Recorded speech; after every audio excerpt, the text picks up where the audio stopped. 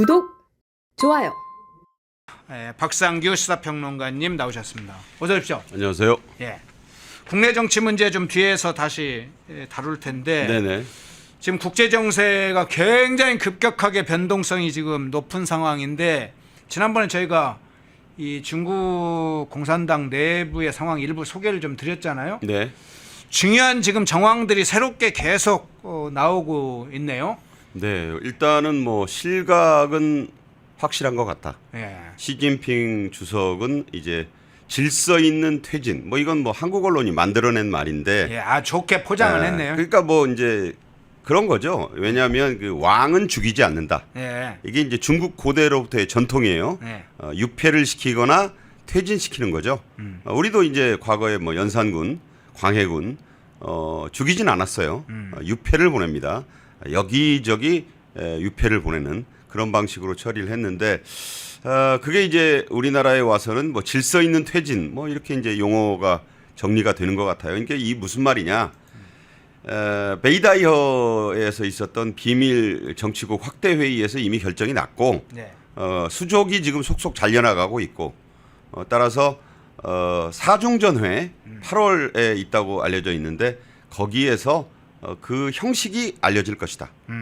그러니까 제가 보기에는 이제 외신들은 그렇게 얘기합니다. 건강 이상서를 내세울 가능성이 가장 높다. 아프다는데 갑자기 뭐 병이 들었다는데 뭐 할 말이 없잖아요. 예. 그래서 자연스럽게 퇴진하는 수순. 그러니까 이제 형식적으로 일부 회의에 나갈 수는 있습니다. 9월에 있을 뉴욕 유엔 총회의 고위급 회의. 여기에 이제 나갈 수도 있고 안 나갈 수도 있고. 네. 만약 여기부터 안 나온다면은 확실한 거죠, 이제. 그렇게 볼 수 있고. 그 다음에는 이제 10월 경주 에이펙. 여기까지도 봐야 돼요. 그런데 이제 여기에 만약 오면 또 오는 대로. 안 오면 안 오는 대로. 그러나 오더라도 이제 옛날에 시진핑은 아니다. 이렇게 될 가능성이 있고 아예 그 사중전회를 마지막으로 퇴장할 수 있습니다. 이렇게 보는 이유는 지금 군부 쪽 다 정리가 됐고 이 신장 위구르, 신짱이라고 그러죠. 중국에서는 신장 위구르 자치구의 제1서기 이게 쉬자쥔 습가군이라고 우리는 습이 이제 그 중국말로 그 시예요, 시. 예. 시진핑의 그 시인데 가는 집가고 군은 군대. 습가군이 시자쥔이에요. 정확히 제가 뭐 중국어를 잘 몰라서 그 습가군이 지금 대거 잘려나갔고 그 1서기 신장 위구르 제 1서기도 습가군의 핵심인데 이미 숙청됐다. 뭐 이런 얘기가 나옵니다. 그래서 지금 중국에 돌아가는 거는 이게 알 수가 없어요. CCTV나 관영 신화통신이 보도하기 전에는 러시아가 타스통신 보도로 마지막 확인을 하듯이 그냥 코끼리 다리 만지는 시기고 그 외신들이 이런저런 그 경로를 통해서 확인해서 그냥 추측 기사 띄우면 또 뭐 이런저런 기사를 모아가지고 이 무슨 청진기 들이대듯이 할 수밖에 없다. 그런데 이제 모든 것이 중국의 시진핑 시대가 막을 내리고 있구나.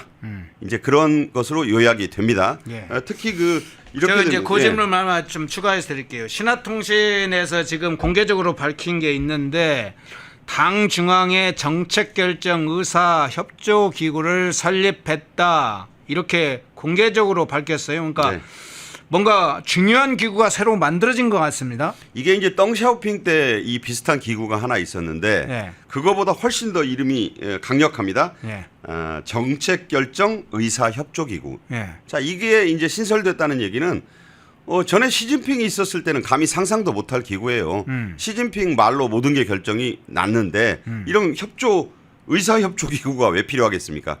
그것도 정책 결정과 관련해서 당 중앙위에 이게 무슨 얘기냐면 시진핑이 이 정책 결정권을 가지고 있지 않다.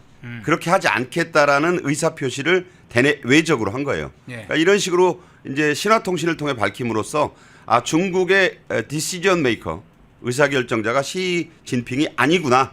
이제부터는 아니다. 이런 얘기를 하는 거예요. 이게 이제 집단지도 체제 형식을 띠는 기구 아니겠습니까? 예. 그래서 여기에 지금 외신들은 가장 원로인 후진타오 전 주석. 후진타오 전 주석이 그야말로 총석이요? 가장 이제 네. 이 위에 있고 네. 저 사람이잖아요. 네. 그 시진핑이 싸늘하게 쫓아냈던 끌고 나가게 했던 네. 네. 그리고 이제 그 원 아저씨로 불리는 개혁 개방론자 예. 원가보입니다. 원래 이름은 원자바오 전 총리 이 두 사람이 이 정책결정기구의 의사협조기구의 사실상의 이제 그 쌍두마차가 될 것이다. 이런 얘기가 들려요. 네. 그렇게 되면서 자연적으로 이제 당, 정, 군 공산당은 이제 가장 중요한 게 당이고 그 다음이 군이고 그 다음에 이제 행정기구의 뭐 정협이니 이런 기구들입니다. 그래서 이제 그 다음에 뭐 무슨 최고 그 회의가 있고 그래서 어쨌든 이렇게 되면서 이 신화통신이 이렇게 얘기했어요. 해당 기구는 대사 커다란 업무를 도모, 논의, 장악해야 한다. 한자가 참 재밌죠? 도모하고 예. 논의하고 자, 그 다음이 중요합니다. 장악해야 한다. 한 손에 틀어쥔다 이런 얘기예요. 대체할 수도 없고 건너뛸 수도 없다. 무협지 읽는 것 같죠? 네, 이래서 그러네요. 이런 식으로 이제 절대적인 기구가 됐다는 것을 신화통신이 선포했어요. 그렇다는 얘기는 이미 언론도 장악했다는 얘기입니다. 그러니까 공산당에서 이 언론을 장악했다는 것은 이미 권력이 바뀌었다는 뜻이에요. 시진핑이 있는데 감히 이런 조직을 만들었다고 대회에 발표할 수 있습니까? 이걸 보면 알 수 있고. 근데 이 글자가 한자로 345자라는데 이것이 나가자마자 세계 언론이 난리가 났어요. 미국에서도 이제 정말 중국의 이 황제가 바뀌었구나. 홍콩의 그 오피니언 리더의 칼럼을 모아서 싣는 작견 명가 마스터 인사이트라는 데가 있는 모양인데 네. 명가죠 명가. 여기서 7월 2일에 이 기구는 원로들이 직접 정치에 참여할 공간을 마련한 것이다. 제가 말씀드린 대로 이렇게 이제 분석을 했고 1982년 등소평이 만든 당 고문위원회 그때 이런 기구가 하나 있었다. 근데 고문이잖아요. 예. 그런데 이거는 정책결정의사협조기구 건너뛸 수 없고 대체할 수 없고 도모 논의 장악하는 기구다. 뭐 이렇게 됐기 때문에 법적으로 아주 그냥 실권을 이 부여한 기구다. 이렇게 볼 수 있고 그래서 이 북경에서 또 애널리스트 하나가 시진핑 개파 1색인 현재의 중앙정치국 7명의 상무위원회 이걸 견제하는 장치다. 그러니까 이제 지금 시진핑 등 7명의 정치국 상무위원 있으나 마나하다 이런 얘기예요.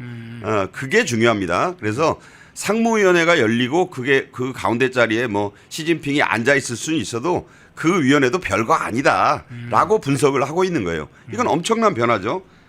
여기서 한 말씀 꼭 드리고 싶은 것은 이 시진핑이 2022년에 이른바 중국에는 그 등소평 이후에 계속 원칙이 하나 있어요. 예. 칠상팔하. 이게 무슨 얘기냐? 67살까지는 정치국 상무위원이 될 수 있고 68살부터는 내려와야 된다. 칠상팔하. 네. 그런데 이걸 깼어요. 누구부터 깼느냐? 시진핑의 2살 위에 그 왕치산이라고 그 고향의 선배인데 이제 자기가 황제가 됐을 때는 그 주석이 됐을 때는 부하였죠. 당 중앙기율위원회 서기 막강한 권한을 줬습니다. 그때 그래가지고 나온 유명한 말, 이 파리도 때려잡고 호랑이도 때려잡는다. 그 타호박충이라고 그래가지고 그때 막 이 왕치산이 엄청 휘둘렀어요. 네. 그래가지고 뭐 벌벌 떨게 만들었는데 이 왕치산은 67에서 68살로 넘어갔는데 이 정치국 상무위원을 시켰어요. 이거 원칙을 깬 거 아닙니까? 근데 시진핑이 야 그냥 하라면 해. 그래가지고 그때 원칙이 깨졌다고. 그러면서 무슨 말을 만들어내느냐. 능상능하. 능력에 따라 올라갈 수 있고 능력에 따라 내려간다. 자기가 새로운 인사 시스템을 만들어버린 거야. 그게 무슨 얘기냐면 이것은 등소평 후진타오로 이어지면서 공청단, 태자당, 상하이방 장점인 네. 그 전에 장점이 있었죠. 이렇게 돌아가면서 하던 원칙을 시진핑이 깨버린 거예요. 이때부터 독재가 시작됐다. 그래서 그 당시에 시진핑도 자기 부하를 먼저 깼으니까 자기도 68살 넘어가지고 계속 이 정치국 상무위원 중앙 군사위 주석 그다음에 국가주석 계속 해먹은 거예요. 3연임을 하고 이제 4연임을 하려는데 이 동티가 났다. 이렇게 보는 겁니다. 예. 그런데 지금 아까 이제 2012년 이야기도 해주셨습니다만 2022년도 장면들 우리가 많이 기억하잖아요. 네. 후진타오 주석, 전 주석 또는 전 총석이가 중국 공산당 당대회를 할 때 2명의 건장한 남성한테 끌려나가는. 아까 그 사진이잖아요. 예, 아까 뭐 그 사진 보여주셨습니다. 예, 눈썹이 허해가지고. 예. 저 뭔가 근데 후진타오. 이제 항의하는 그 장면처럼 보였는데. 뭐 간단히 얘기해서 자네 나한테 이럴 수 있나 뭐 이런 예. 얘기예요. 예. 아, 이게 합의가 된 건데 이럴 수 있나 뭐 이런 식으로 봐야 돼요. 왜냐하면 그 지금 네가 잘나서 지금 그 자리에 앉아 있는 게 아니라 내가 물려줘서 합의에 따라 물려줘서 네가 그 자리에 있는 건데. 그렇죠. 원로로서 나를 이렇게 내쳐? 그리고 상하이방의 장점인 우리 선배님도 지금 이거 지켜보고 계시는데 그 3자가 돌아가면서 하기로 한 합의를 네가 뭔데 깨느냐 이런 항의예요. 근데 뭐 시진핑 표정 보시면 알지만 그냥 개무시하잖아요. 그렇죠. 그래가지고 질질 끌려 나갔습니다. 그때 이제 이제 시진핑만의 독재. 그래서 이제 중국의 신중국 하면 그 두 사람을 말하잖아요. 뭐 마오쩌둥, 모택동. 뭐 이른바 국부라고 걔들이 말하는 그 다음에가 이제 개혁개방의 원조인 덩샤오핑 그리고 이제 그 세 번째 자리가 비어 있었는데 지금도 비어 있어요. 근데 시진핑이 그 자리는 내 자리 하면서 자기가 황제가 되겠다고 선포하고 한 3년 해 왔는데 드디어 부글부글 끓던 이 두 계파 공청단과 샹하이방이 손을 잡고 다시 약속을 원점으로 되돌리자. 그렇기 위해서는 제멋대로는 시진핑을 응징할 수밖에 없다.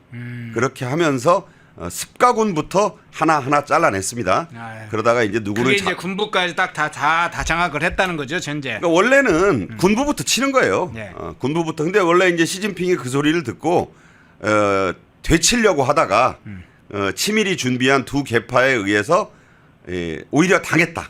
뭐 그렇게 봐야 되니까 이게 뭐 정말 중국 무협지가 현대판 무협지가 벌어진 것이에요. 그래서 군사력에 의해서 일단 전부 무력화되면서 군이 잘리니까 공안이 잘리는 것이고 공안이 잘리는 것이니까 이제 무슨 지방 당석이니 이런 것들 다 축출하고 다 잘라내고 뭐 힘이 있어야죠 이제.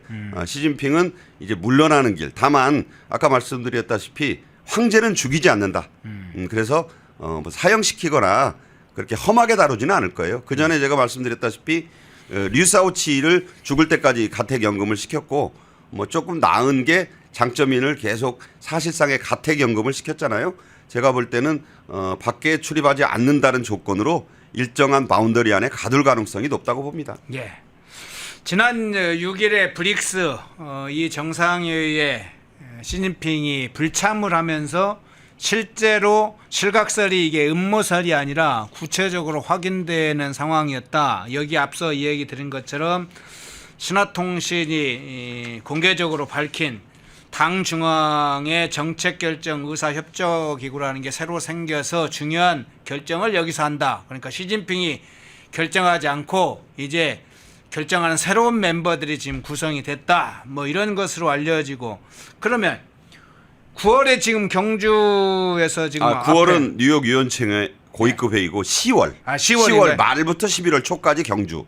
예, 아펙 정상회의에 지금 아펙 정상회의도 예정돼 있잖아요. 그렇죠. 그러면 이 아펙 정상회의에 에이펙 정상회의에 참여할지 이게 그 자체가 이미 불참할 가능성이 높아져 버렸네요. 그러니까 이제 그보다 더 앞서서 제가 말씀드렸잖아요. 주목해야 될 게 뉴욕에서 9월에 열려요. 예. 고위급 회의. 정상들이 오게 돼 있어요. 그러니까 지금 이재명도 지금 두 번 다 헛바람, 한 번은 바람 맞고 한 번은 안 갔고 지금 국제적인 회의가 G7 정상회의 있었고 나토 헤이그 나토 정상회의 있었고 물론 그건 지역 안보 협의체지만 예. 뉴욕 유엔청의 고위급 회의는 이건 다 오게 돼 있어요. 거기도 이제 가야지. 그러니까 왜냐하면 지금 한미 정상회담이 완전히 난기류에 휩싸였어요. 이 얘기는 조금 더 한번 드리겠는데 그래서 여기에 트럼프를 만나려면 좀 굴욕을 무릅쓰고 가야 됩니다. 예. 가서 만나야 되는데 뭐 9월이면 사실은 뭐 지금 트럼프가 얘기한 8월 1일 시한을 넘기기 때문에 또 그때 가서 가봐야 소용은 없을지도 몰라요. 그런데 이 9월 유엔총회 고위급 회의에 시진핑이 또 안 오면 그때 이제 벌써 이상 신호가 감지되는 완전 확인되는 것이고 그 8월 말에 말씀드린 대로 중국의 사중전회 네. 여기에 이제 어떤 모습으로 이거 사중전회는 그 워낙 중요한 결과에 따라서 워낙 중요한 회의라 CCTV나 외신들이 보도를 해요. 네. 그럼 시진핑이 나오긴 나왔는데 비틀비틀하면서 나와가지고 얼굴은 썩은 얼굴에 시무룩하게 앉아있다 말도 못하고 나가면 끝난 것이고 뭐 거기서 좀 뭐 살아있는 듯이 꿈틀대면 뭐 아직도 뭐 퇴진은 결정 안 났나 보다. 그러니까 모든 중국의 그 이 지도부에 대한 보도는 그런 식으로 짐작하는 거예요. 이제 그렇게 단계별로 봐야 된다. 이런 얘기를 하고 그 이게 또 한마디 드릴 것은 7월 3일에 인민일보 이거 당 기관지 아닙니까? 네. 거기서 리커창 고 리커창 이 사람은 이제 시진핑에 이어서 2인자였는데 그 공청단이었잖아요. 네. 그런데 죽었는데 이제 이 굉장히 베이징대의 그 출신이고 칭화대 출신인 시진핑보다 공부도 잘했고 뭐 학위도 경제 쪽으로 갖고 있고 박사학위도 있고 대단한 사람이고 사실은 원래 중국이 제대로 갔으려면 리커창이 총리가 아닌 국가주석을 했어야 되지 않느냐. 얘기도 있었죠. 권력 투쟁에서 네. 밀린 거예요. 네. 그래 소가리를 하고 경제를 맡길 줄 알았는데 시진핑이 경제도 안 맡기고 그렇게 이제 왕따를 시키니까 결국 병을 얻어 사망했지 않습니까? 그 리커창의 그 그러니까 탄신이라고 하는데 그러니까 태어난 지 70주년인가 봐요. 2025년 7월 3일이 거기에 그 장문의 기사를 실었다. 이게 무슨 얘기냐? 리커창은 시진핑이 땅에 묻은 사람인데 갑자기 인민일보가 장문의 추모 기사를 싣는다? 이거 말이 안 되잖아요. 시진핑의 사실은 적대적 경쟁자였던 사람이라고 볼 수 있는 사람을 그렇지 네. 이미 그 축출돼 가지고 병나서 죽고 그때 장례식 때 보도를 보면 별로 못 갔어요. 예. 시진핑이 하도 노려 보니까 예. 정말 리커창을 추모하는 사람들도 못 가가지고 북경 시민들이 그 장례 행렬을 멀리서 바라보고 추모하고 뭐 그 별스런 일이 다 있었다고 이때. 그런데 이번에 당 기관지 인민일보라는 곳에서 장문의 추모 기사를 실었다. 그러자 이제 이게 인민일보마저 장악이 그 반시진핑파가 한 거야? 이런 분위기가 일자 중국 내의 모든 여론이 이제 술렁인 거예요. 그 술렁임을 무슨 홍콩에 있는 대만에 있는 데서 이제 그 전해 듣고 그때 왜 허앵커가 얘기한 그런 기사들이 막 쏟아졌고 이걸 또 서양의 마이크 플린 전 안보 그 보좌관 같은 사람이 네. 또 그 얘기를 얻어 듣고 또 기사를 쓰고 지금 여기까지 온 것인데 그때 그 인민일보 보도를 보면 리 전 총리는 진실을 말하고 실용을 추구하는 업무 스타일을 선도했으며 형식주의와 관료주의를 반대했다. 자, 이런 말을 추앙하네요, 추앙.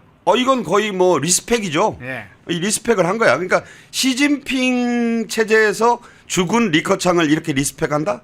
자, 이런 걸로 볼 때도 이미 그 한마디로 그 이제 시진핑 체제가 끝났다. 그 리커창은요.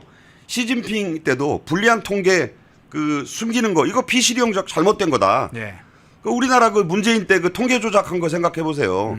그런 걸 누군가 밝혔는데 그래서 실강 내지는 뭐 형무소 보냈는데 그 사람이 또 병 얻어서 죽었는데 그 사람을 뭐 언론이 막 대대적으로 뭐 이렇게 공개적으로 뭐 칭찬하고 추앙한다? 그것도 인민일보가. 인민일보가 그러니까 이런 징후를 네. 우리가 다 봐야 된다는 것이어서 10월 경주 에이펙까지도 안 갈 것 같아요 저는. 그래서 그 전에 이미 8말 그 사중전에 9월 뉴욕 유엔총회 고위급 회의 여기를 지켜보면 시진핑의 운명이 이제 어디에 가서 처박혔는지 알 수가 있다. 만약 건재를 과시하면 아마 이제 질서 있는 퇴진의 한 시나리오가 있어요. 일단 그래도 시진핑이 한계 있고 시진핑도 그렇게 만만히 물러날 사람은 아니기 때문에 끝까지 버틸 때까지 버텨볼 거니까 그러면 또 피를 봐야 되잖아요. 그럼 중국이 지금 미국과 여러 가지 무역 전쟁 등등으로 싸우고 있는 마당에 중국의 국익이란 차원에서 뭐 쉽게 말하자면 그렇게 피를 볼 수는 없잖아요. 그러니까 시진핑을 내세우면서 실권은 자기네가 쥐는 타협적인 방법이 모색될 수도 있다. 그러니까 이 시진핑의 실각설은 다각도에서 면밀하게 봐야 된다. 저 그런 말씀을 드립니다. 예.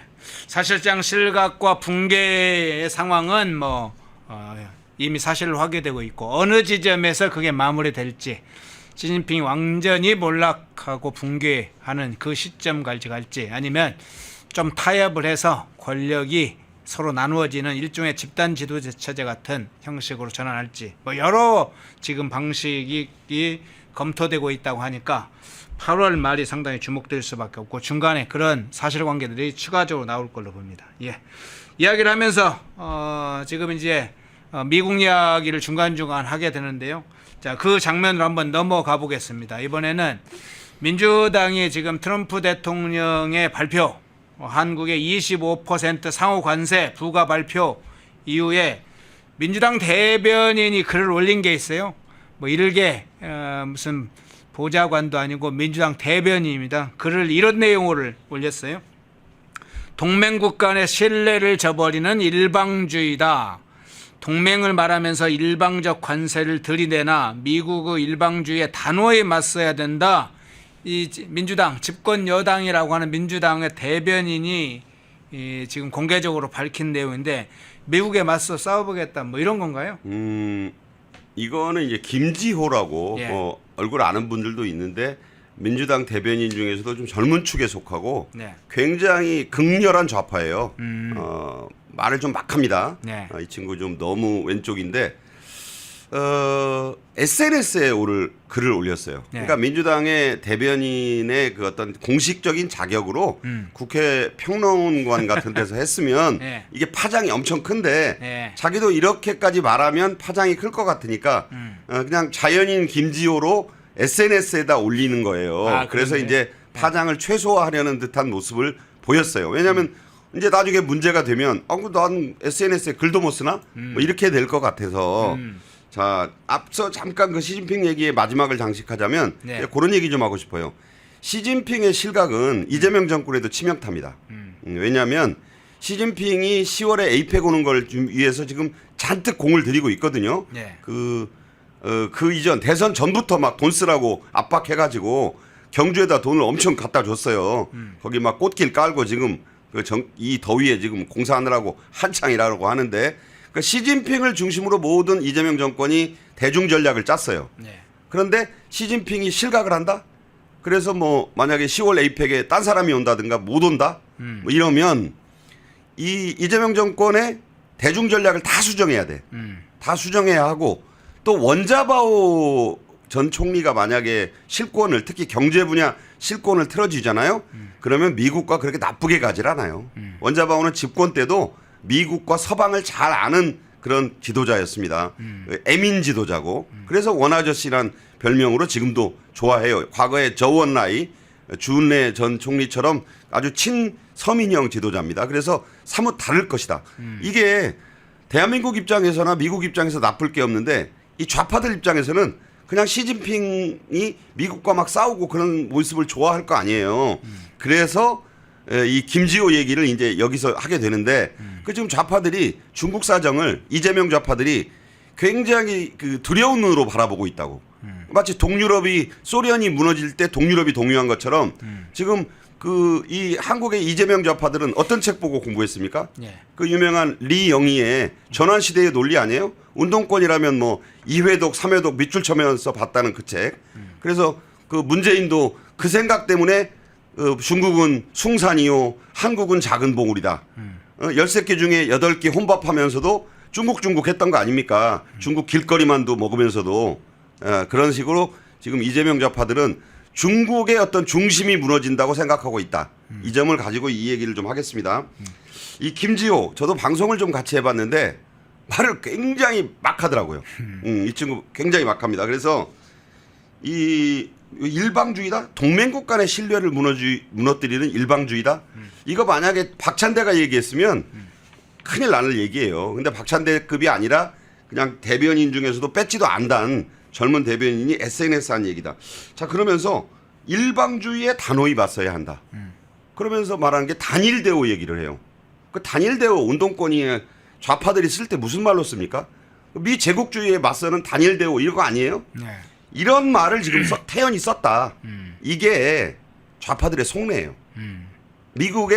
미국과의 관세 협상을 바라보는 왜 미국에 끌려가냐? 우리에게는 시진핑 형도 있고 세계 2위의 그 무역 대국인 중국이라는 어마어마한 시장이 있다. 우리 중국하고 손잡고 동남아나 이런 데로 넓히고 러시아도 가스를 러시아에서 사오고 제가 깜짝 놀랄 만한 그런 얘기들을 이 좌파 운동권 출신들을 하고 있어요 지금. 그 입장을 김지호가 대변한 것이다. 저는 그렇게 보면서 사실 트럼프가요 그 오늘 조간신문 일면에 보도된 내용을 보니까 제가 깜짝 놀랐어요. 미국 시간 7월 8일 워싱턴 백악관에서 내각회의가 열렸는데 트럼프가 그런 얘기를 했답니다. 한국의 방위비를 연 100억 달러로 올려야 한다. 네. 자, 우리나라가 방위비를요 지금 1년에 1조 4천억 원쯤 냅니다.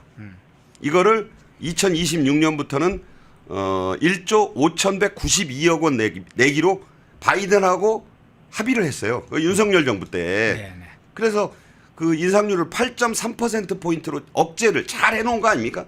그런데 트럼프가 이재명 정부를 향해서 그 얘기를 했다는 거예요. 한 10배 정도 거의 더 10배죠. 내라. 거의 더 내라. 10배죠. 네. 그 정도 감당할 수 있다. You are rich country. 우리가 그리고 당신들 군대에다 그 대신 그 군대 보내서 지켜주고 무기 대주고 했는데 이런 얘기를 그냥 했다는 거예요. 네네. 그냥 이거는 내각회의에서 해서 보도가 되는데 그게 속내 아니겠습니까? 거기다가 기자들에게도 똑같은 얘기를 하고 그리고 위성락이 지금 만나러 갔잖아요. 네. 근데 위성락한테 마르코 루비오가 했다는 얘기는 딱 두 마디입니다. 공감한다. 한미 정상회담을 빨리 좀 열어주세요. 열어야 할 거 아닙니까? 뜻을 같이 한다. 그거 안 만나도 할 수 있는 얘기예요. 날짜 좀 어떻게 잡을 수 없을까요? 7월 안에? 어떤 얘기도 하지 않았어요. 통상적인 원칙적인 얘기만 했다고 알려졌죠. 그렇죠. 그러면서 더 깜짝 놀랄 얘기는 그 위성락 따라간 관계자 보고 그 미국 측의 실무 관계자가 이 사람들아 그렇게 못 알아들어? 정상회담 앞서서 관세 방위비 일괄 협상부터 만족할 만하게 해야 정상회담은 있다. 정상회담은 없다. 다시 말해서 선 협상 타결 후 한미 정상회담이라는 얘기를 했다는 거예요. 자 그러면 대통령실에서 나왔던 위성락 실장이라는 사람이 지금 가서 하려고 그토록 애를 쓰는 게 뭡니까? 한미 정상회담 7월 중순 이전에 잡아가지고 거기서 탑다운 방식으로 다 해결하자는 거 아니에요. 물 건너 갔다고 봐야 되는 거예요. 그런 협상은 없다. 예. 그런 한미 정상회담은 열리지 않을 것이다. 이런 얘기예요. 그러니까 그런 낌새가 좀 들어가니까 이 김지호 같은 그 극좌 성향의 지금 민주당 대변인이 일방주의다. 미국의 일방주의를 동맹에게 이렇게 강요할 수 있느냐. 우리는 단일 대우로 봤어야 된다. 아니 누구랑 단일 대우를 하자는 거예요? 근데 이 김지호 이 이제 발언이 언론에 이미 이제 노출이 됐습니다. 언론에 노출이 됐기 때문에 주한미국 대사관에서도 이런 내용은 기본적으로 파악을 할 거 아닙니까? 벌써 했겠죠. 예, 더군다나 이제 민주당 대변인을 맡고 있기 때문에 그러면 본국의 이 상황을 한국에서 지금 최근에 미국 관련된 상황이다 이렇게 반응하는 대응도 있다 이렇게 전해질 거 아니에요? 미국은 어떻게 인식할까요? 그럴 줄 알았다겠죠. 예. 이재명 정부에 대해서 기대가 없어요. 제가 말씀드렸잖아요. 로라 루머라고 예. 트럼프 대통령에게 직언을 하고 보고서를 내는 마가의 핵심 운동가가 있어요. 이 사람은 그냥 그 무슨 극우 운동가가 아니에요. 로라 루머 그냥 그 저 실제적인 전략안을 내는 그런 참모. 백악관에도 수시로 가고 부통령 앞에서 대통령 앞에서 이 자료 내고 이런 상황이다라고 보고하는 사람인데 그 사람이 그랬잖아요. 한국의 국민들에게 rest in peace 조전 명복을 빈다. 뭐 그러면서 테러블하다. 한국 대선은 공산주의자들이 한국을 점령했고 한국 대선을 이겼다. 이런 그 SNS 메시지를 올리는데 그런 시각을 더해줄 뿐이다. 지금 동맹으로서 협상을 하고 방위비를 올리고 먼저 협상이 안 끝나면 뭐 한미 정상회담은 할 생각하지 마라 이런 입장이 이미 전달이 됐다는데도 이런 얘기를 대변인 밑에이긴 하지만 어쨌든 스포크스먼이라는 사람을 통해서 민주당이 얘기했다고 한다는 것은 미국의 조야, 보수 조야가 뭐라 그러겠어요. 역시 얘네들은 안 돼. 얘네들하고는 무슨 협상이니 뭐니 할 것이 없다. 이렇게 판단할 수밖에 없는 것이죠. 제가 보기에도 그 백악관에서 나온 두 마디, 한국의 방위비를 10배로 올려야 한다. 그 다음에 이 쌀 시장, 쇠고기 시장 원령 30개월 이상 그런 거에 대해서 하나도 양보를 지금 안 하고 있잖아요. 지금 제가 보기에는 양보할 건 과감히 좀 양보를 해야 된다. 트럼프 대통령의 스타일상 양보를 받아야 뭘 내주는 스타일이에요. 근데 그냥 위성락이 가가지고 계속 아니 왜 저 한미 정상회담 날짜부터 좀 잡아달라. 네. 이런 식으로 자꾸 그 독촉만 하니까 뭐 준 것도 없이 그러니까 아이고 알아듣게 루비오는 그렇게 말 안 했는데 루비오 밑에 있는 사람이 한국 측 방문단에게 그랬다잖아요. 이 사람들아 협상부터 하고 협상의 결과가 좋아야 한미 정상회담을 한다. 그렇지 않으면 한미 정상회담은 없다. 이렇게 얘기했다는 겁니다. 자, 이 상황에서 지금 김종인, 이현주, 김의영이 미국 특사로 갑니다. 정작 가 있는 국가안보실장 유성락, 이 통상본부장 여한구, 이 사람들은 관세 협상이든 뭐 정상이든 회담이든 미국과의 아주 뭐 실익 차원에서 보면 아무런 진전이 없어요. 미국 특사에게 가는 게 그리고 이런 사람이 간다는 게 이런 정도 인력풀밖에 없냐 이런 얘기까지 나옵니다. 김종인 씨가 특사의 그 제일 뭐 원 단장은 아니죠. 예. 이현주가 단장이라니까. 네. 이 김종인 씨가 가는 걸 보고 무슨 노인 그 미국 그 여행 시켜줄 일 있냐. 저 사람이 가서 뭘 하겠어요. 아는 사람이 미국 현재의 트럼프 정부 내에 한 사람도 없어요.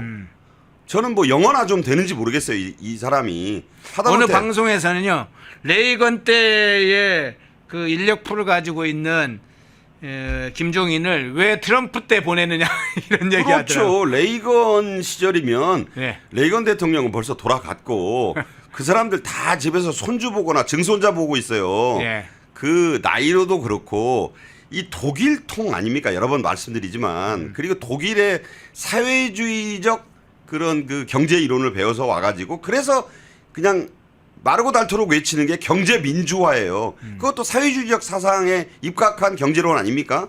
뭐 그런 사람을 왜 갑자기 미국 특사단에 포함을 시켰는지 도대체 무슨 그 인력풀을 기대했는지 이 중에 가장 그나마 미국과 인연이 조금 있다라고 볼 수 있는 게 이현주인데 아까 전에 말씀드렸다시피 미국 노스웨스턴대 법학 석사를 땄다.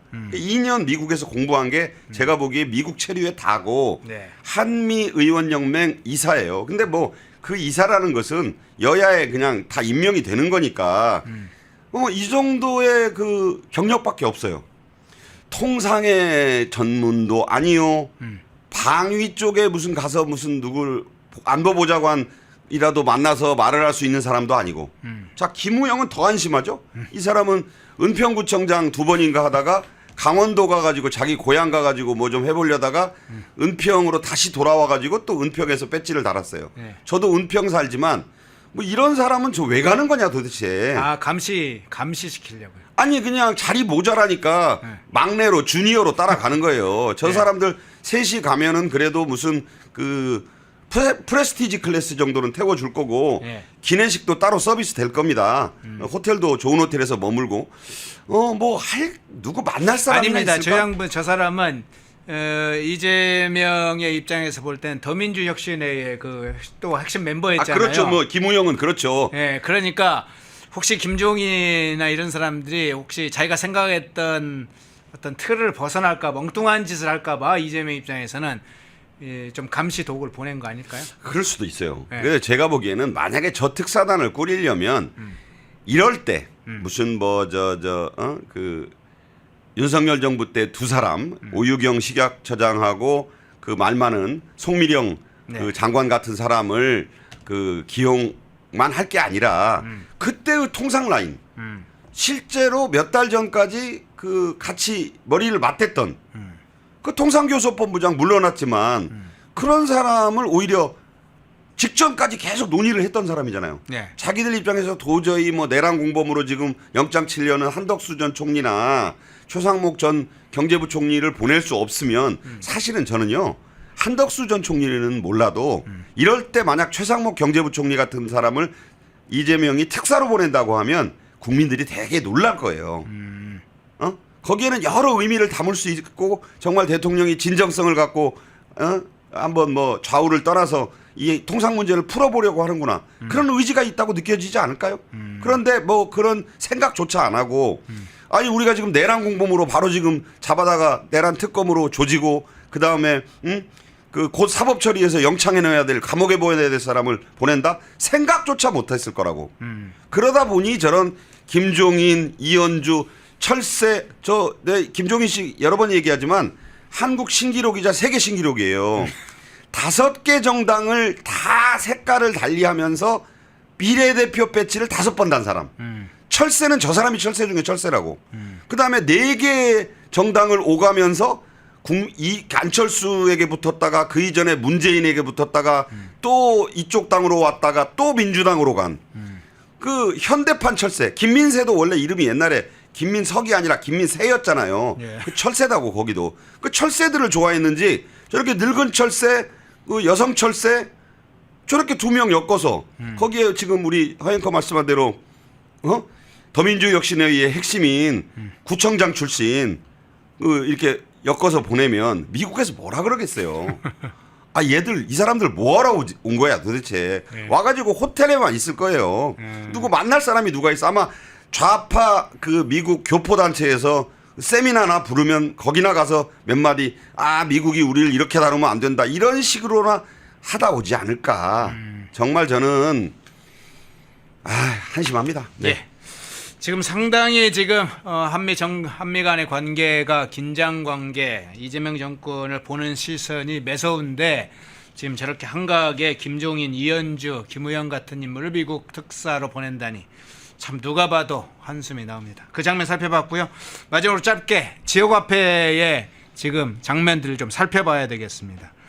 지역사랑 상품권이죠. 사실 정식 이름을 이재명이 여기다 지역화폐라는 이름을 붙이고 아마 상품권을 넘어서서 이제 지역화폐가 나중에는 새로운 형태로 바뀔 걸로는 보이는데 일단 지역사랑 상품권 이 지역화폐에 아예 국가의 재정 지원을 의무적으로 해야 된다. 의무적으로 부과하는 이 지역화폐법 정식 명칭은 지역사랑 상품권 이용 활성화법인데 이거 개정안이 국회 행안위 소위로 통과했어요.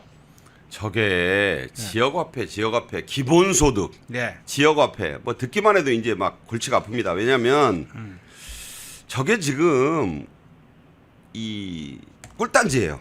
꿀단지. 네. 네. 저게 돈 나오는 꿀단지라고. 네. 왜냐하면 아시다시피 지역화폐가 그 유명한 코나 있잖아요. 코나아이. 예. 그때부터 저기가 온갖 그 전직 무슨 비리 총경도 하나 들어가 있다고 저도 그때 기사 보고 깜짝 놀랐는데 이 사람 옛날에 그 베이징 그 무슨 파견돼 있다가 뇌물 그 준 혐의로 소환돼 가지고 불명예 옷 벗은 사람이에요. 네. 그 사람이 또 저기 가서 무슨 임원하고 있고 그랬는데 한마디로 얘기해서 좀 복마전 같은 겁니다. 저게 저게 이게 그런 말 있잖아요.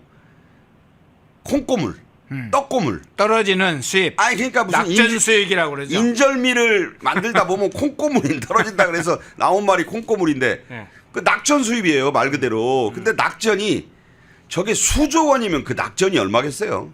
적게 잡아도 수백억 원. 조금만 더 열심히 낙전을 긁어 모으면 1,000억 원 단위는 쉽게 나온다. 그걸 다 주무르는 거다. 경기도 때부터. 그런 사람들에게 엄청난 이권을 몰아주는 사업이다 이런 얘기입니다. 저게. 네. 공정하고 투명하게 하려면 새로운 그런 공익재단을 만들든가 아니면 국가기관이 감사원에 감사를 받는 국가기관이 나서서 저걸 해야지 정체불명의 지금 사람들이 들어가 있는 그 업자들에게 저걸 넘기는 거잖아요. 그렇죠. 그 콩고물로 가져갈 수 있는 권리를 콩고물이 어마어마하다니까요. 이번에 보면 그 14조 원 가까운 돈을 넣잖아요. 이게 네네. 근데 처음이자 마지막이겠습니까? 그러면 14조 원 가까운 돈의 1%면 얼마예요, 도대체? 1,400억 원 아닙니까? 0.5%만 돼도 700, 800억 원이라고요. 이 돈이 누구 주머니로 들어가서 어디로 쌓이는지 그래서 저수지라는 얘기가 나오는 거예요. 예. 도대체 어디에 저수지가 있는 거냐. 실제로는 대장동의 그 저수지보다 훨씬 큰 저수지가 지금 나오겠네요. 어마어마하죠. 국가 재정을 더군다나 지금 지자체 차원을 넘어서 아예 지자체의 국가 재정을 강제적으로 쓸 수 있도록 의무적으로 쓰도록 그렇게 하면 어마어마한 돈이 저게 흘러갈 거 아니에요. 그럼요. 그 말씀하신 대로 이거는 나라 돈이 대져 있잖아요. 그래 공무원이 좋은 이유가 나라에서 신분과 월급을 보장하니까 어디 은행 같은 데서 보증 받으러 가면 공무원들이 훨씬 높잖아요. 기준이. 예. 그런 것처럼 국가가 보증을 하는 거예요. 이 사업을 이제. 예전에 경기도 정도가 아니고. 그리고 여기에 가끔 왜 중국 그림자가 어른거립니까? 소위 말해서 짱꾀돈들이 여기에 지금 어른거린다고요. 예. 그런 지는 오래됐고. 그리고 또 조폭 냄새가 나요. 그러지 않습니까? 이게 그래서 복마전 소리가 나오는 거예요. 지금 그래서 이 검은 그림자 정도가 아니라 이게 지금 어마어마한 돈을 지금 굴리는데 투명하지가 않다. 투명하기는커녕 밀실이다. 아무나 들어올 수도 없다. 자, 이런 점에서 대단히 걱정이 되는 것이고 이거는 뭐 아까 뭐 이진숙 그 위원장 얘기하는데 그 옐로 카드도 그냥 그 발언 좀 한 표현 좀 어디 SNS 나가서 유튜브 가서 인터뷰 좀 했다고 지금 옐로 카드 꺼낸 거 아니에요? 예. 그 다음에 이제 레드 카드 꺼내겠다는 거잖아요. 그렇게 하는데 감사원이 그런 것만 하지 말고 좀 이런 데다가 좀 청진기 현미경 들이대고 좀 봐야 되는 거 아닌가. 그런 점을 생각하지 않을 수 없고 예. 이 낙전 수익 하는데 지금 저는 이재명 정부의 가장 큰 그 걱정이 빚내기를 두려워하지 않아요. 지금부터는 모든 그 쓰겠다는 돈이 다 빚이에요. 국채라고. 국채는 빚이에요. 그냥 그 국채가 무슨 굉장히 좋은 건 줄 아는데 국채 자체가 나라 빚이라고. 그거 아시잖아요. 그런 점에서 참 어떻게 하려고 이러는가. 트럼프가 지금 내라는 돈을 그 어느 정도라도 성의 표시를 하는데 저는 수십조가 들어갈 거라고 봐요. 관세. 네. 자동차는 지금 대충 예상되는 것만 하한선이 75%예요. 철강은 잘못하다 100% 얻어맞게 생겼어요. 그렇지 않습니까? 그래서 그 돈을 감당하랴. 지역화폐 이전에 무슨 상품권으로 한 번 뿌리겠어요? 내년 지역 그 지방선거까지 저는 여러 번 뿌린다고 봐요. 그러니까 이제 아예 누가 그 국가 재정 건전성 얘기하고 뭐 GDP 대비 부채 비율 얘기하면 그런 거 생각하면 안 된다. 지금 돈을 풀어야 될 때다 이러면서 이미 나랏빚으로 그 돈을 대는 거를 전혀 두려워하지 않고 거리낌이 없어요. 그러면 미국에 줄 돈도 나랏빚으로 찍어서 될 건가요? 우리가 그러면 그 천경의 빚을 지고 천조의 이자를 낸다는 미국을 따라가야 됩니까? 저는 도대체 무슨 그 대단한 배짱으로 과거 문재인에게 그 김혜령 기자가 했던 그 무슨 근거 없는 자신감으로 이렇게 나라 빚으로 펑펑 돈을 만들어서 뿌리려고 하는 것이니. 그런데 자, 이 부분 한번 제가 주목해서 한번 이야기를 좀 한가 추가를 해볼게요. 지금 지역사랑 상품권을 지역화폐라는 용어로 둔갑시켜서 지금 하고 있잖아요.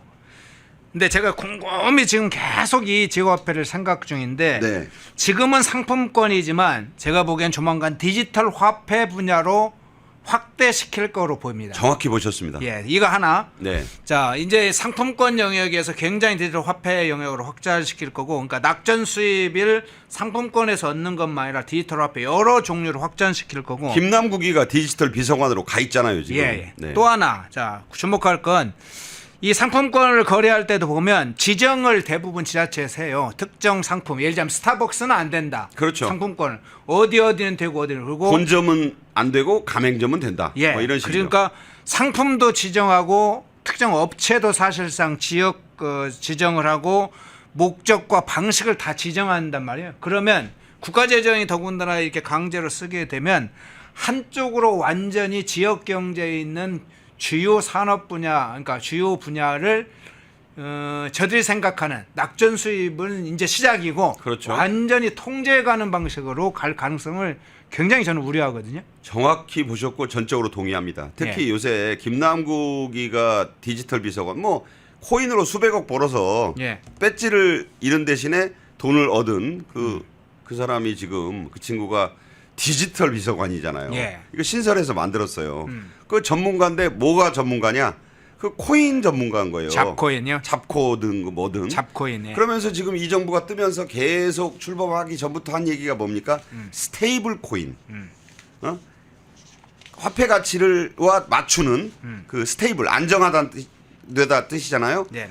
근데 이 스테이블 코인에 또 그 범죄꾼이 하나 있어요. 김도영, 권도영. 권도영, 예. 죄송합니다. 예. 권도영.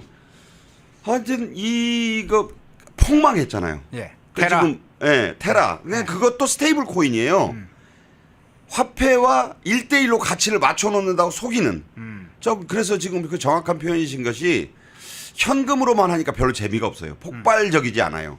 이거를 지역 화폐를 디지털 화폐로 암호화폐로 연관시켜. 죄송합니다. 테라가요. 루나. 예. 예. 테라는 죄송합니다. 테라는 술- 술 이름. 이거 맥주 너무 좋아하셔.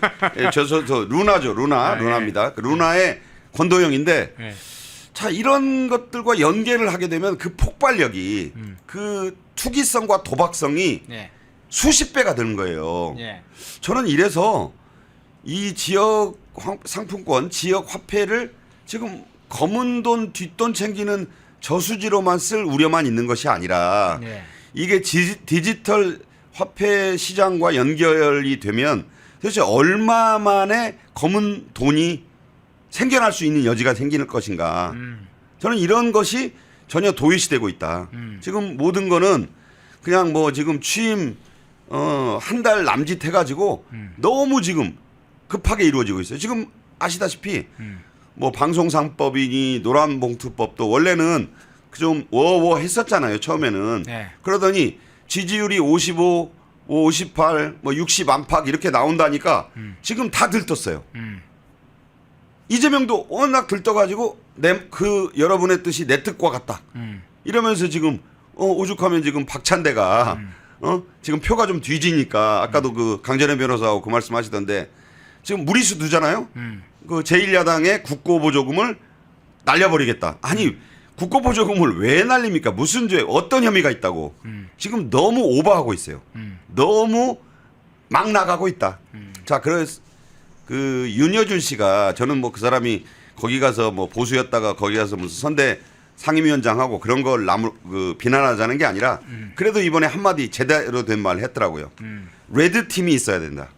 노라고 말하는 사람이 한 사람쯤은 있어야 된다. 그래서 좀 폭주하고 있다는 얘기를 지적을 했더라고요. 예. 야, 이 사람이 그래도 한 가닥 인성과 양심이 있는 그 좌파로 지금 가 있지만 근데 누가 그 사람 말 듣겠어요? 이제 선거 때 써먹었는데 지금 아무도 브레이크가 없습니다. 지금 저 이재명 정권 안에는. 그래서 지금 미국과의 그 방위비 관세까지 생각하고 중국 저렇게 무너지는 거 생각해 보면 정말 대한민국 이 더위가 문제가 아니에요 지금. 이게 지금 큰일 나게 생겼습니다. 네. 자, 시간이 좀 저희가 많이 조금 부족해서 조금 자세히 더 분석을 하지 못했는데 다음 기회에 그건 좀 더 하겠습니다. 예, 뭐 원자바우의 무서운 복수가 지금 시작됐습니다. 그 현장부터 지금 지역 화폐 정확하게 하면 이렇게 되네요. 아까 저 스테이블 코인의 테라폼랩스가 발행한 암호화폐 루나. 이렇게 테라도 되네요. 맞아요. 테라폼 그러네. 랩스. 네. 그러니까 테라가 우리 맥주 이름만 생각했는데 아닙니다. 네. 네. 자, 그 문제까지 지역화폐가 어떤 식으로 사실은 변질돼 갈지 그 장면까지 살펴봤습니다. 박상규 시사평론가님이었습니다. 고맙습니다. 또 뵙겠습니다. 펜앤마이크와 광동이 함께 준비한 광동 루테인맥 구독, 좋아요. 김지미 변호사님 나오셨습니다. 어서 오십시오. 안녕하십니까. 예, 아무래도 이제 관세 서한 발송 문제가 제일 뜨거우니까 트럼프 대통령이 서한 이재명 대통령 수신인을 이재명 대통령에게 보냈던 그 서한 발송 이양을 먼저 이야기를 해봐야 할 것 같은데 미국에서 어쨌든 보도를 하고 있으니까 이야기 좀 해주시고 중간에 이제 아마 브리핑 영상도 예, 좀 있죠? 브리핑 영상 있습니다. 예, 그 이야기부터 시작을 해보겠습니다. 알겠습니다. 예. 뭐 지난주부터 많은 패널들이 나오셔서 네. 그 7월 9일을 시한으로 다시 그 유예가 됐던 관세가 부활할 것이다 이렇게 이야기를 하면서 상당히 많이 우려를 했는데 현실화가 됐습니다. 그래서 가장 먼저 드리고 싶은 말씀은요. 초반에 아마 기억을 하실 겁니다. 트럼프 1기 때요. 트위터를 통해서 대중들하고 소통하는 트럼프의 모습에 상당히 많은 언론들이 비웃었습니다. 예. 근데 지금은 서한의 공개를 아예 트루스 소셜이라는 본인이 투자해서 만든 회사에서 하고 있죠. 그래서 시대를 얼마나 잘 읽느냐가 이제 리더의 핵심 자질인데 이런 면에서 보면은 아주 트럼프는 최적화된 본인의 이제 리즈 시절을 살고 있는 게 아닌가. 굉장히 영리하게 지금 SNS를 잘 활용하고 있는 것 같아 보이고요. 예. 이 서한이 SNS에 공개되는 순간 뭐 아시겠지만 그 상대 정부는 감출 수 있는 게 없습니다. 아예 드러내놓고 보내기 때문에요. 그래서 또 어떤 종편 방송이 보니까 이 서한을 AI로 돌렸는데 뭐 가짜 문서다 이런 해석이 나와서 정말 그러게 됐어요? 네, 정말 불필요하고 쓸데없어 보이고 국격을 떨어뜨리는 뭐 이런 방송을 했는데 사실이 아니라는 거 아실 거예요. 뭐냐면은 올라오지 않았습니까? 네. 소환이 팩트이기 때문에요. 뭐 그런 가짜 뉴스에 뭐 흔들리실 필요는 없을 것 같고요. 그 준비된 영상을 한번 그 보려고 하는데요. 예. 자, 영상 한번 틀어주시겠습니까? 예. 영상 틀어주시죠. Megan. Secretary Bessent said yesterday that countries will boomerang back to the April 2nd tariff level starting August 1st. Why did the president decide to have those tariffs not take effect Wednesday as originally scheduled? And then I was also wondering if you could share, obviously we saw the letters the president sent out on Japan and South Korea, but if any other major U.S. trading partners are getting letters today. Sure, yes, I can confirm. In fact, I have those letters. If you could get me the folder with the letters in them, Liz, they're right in the previous office. I have the signed letters that went out to both South Korea and Japan today.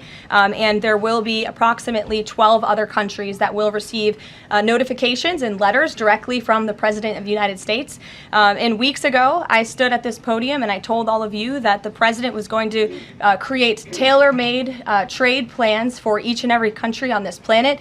And that's what this administration continues to be focused on. The president will also sign an executive order today delaying the July 9th deadline to August 1st. So the reciprocal tariff rate or these new rates that will be provided in this correspondence to these foreign leaders will be going out the door within the next month, or deals will be made. And those countries continue to negotiate with the United States. We've seen a lot of positive developments in the right direction, but the administration, the president, and his trade team want to cut the best deals for the American people and the American worker. That's what they're focused on. And in the effort of transparency, these letters will continue to be posted to Truth Social, so you can enjoy them yourself.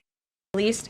I want to go back to the trade deals. As you see, we have these beautiful letters that the president has signed. This one is to the President of the Republic of Korea, original signature on that, and these will be mailed. And then here we also have another letter to the Prime Minister of Japan as well. Both countries will be receiving a 25% tariff rate effective on August.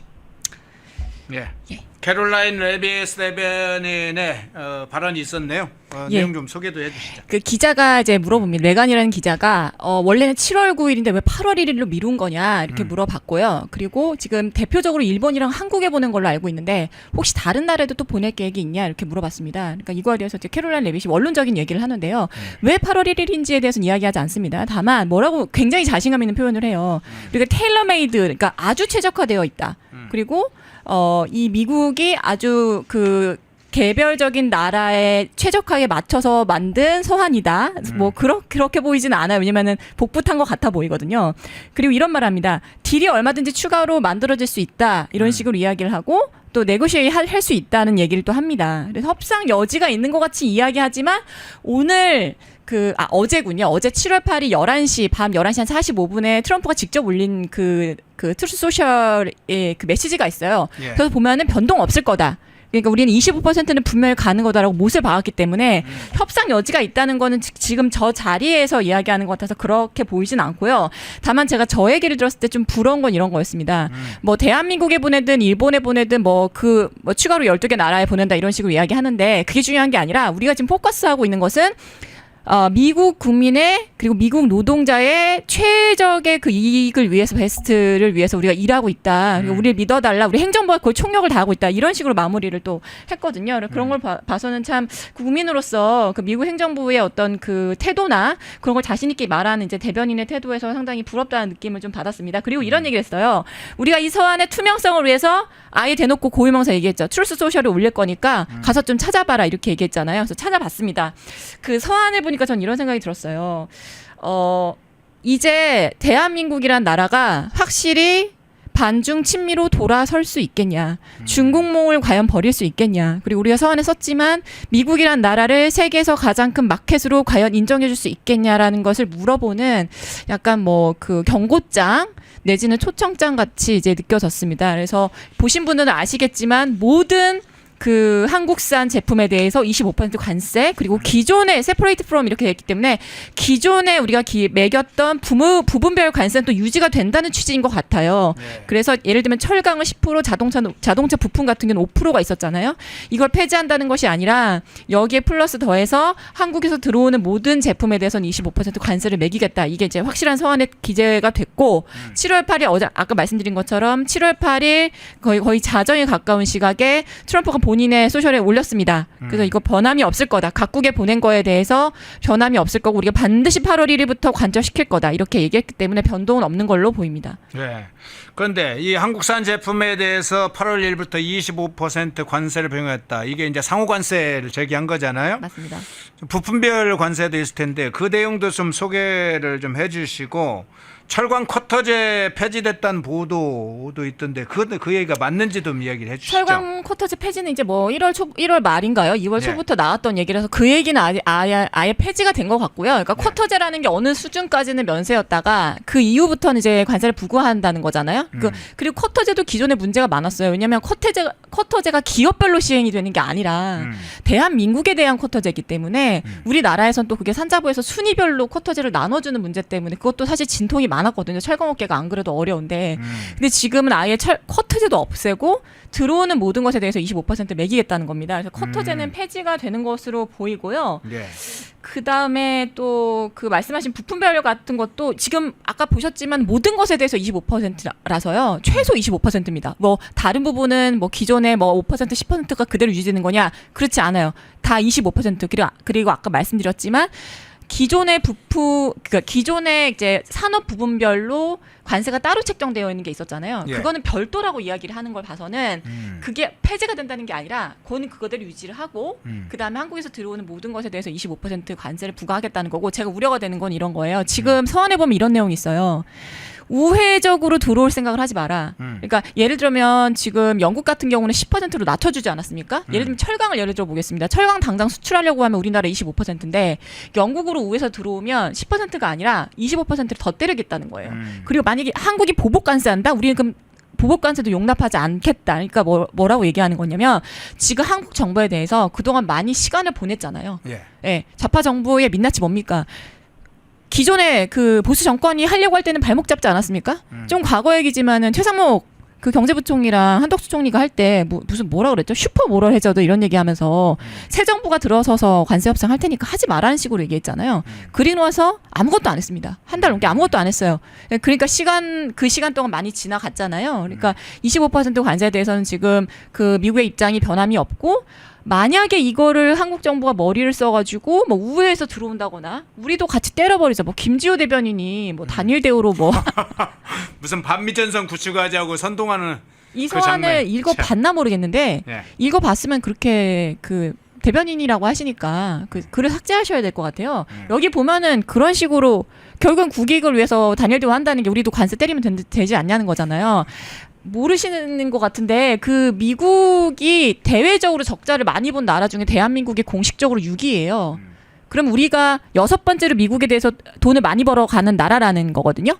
근데 그 보복 관세를 해가지고 우리가 관세를 더 얻어맞으면 그 국익에 과연 그 부합하는 행위일까요?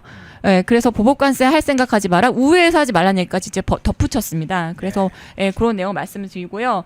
그 다음에 그 민주당이 이번 관세에 대해서 마침 김지호 나왔으니까 김지호 조금 김에 그거 이야기를 여쭤볼게요.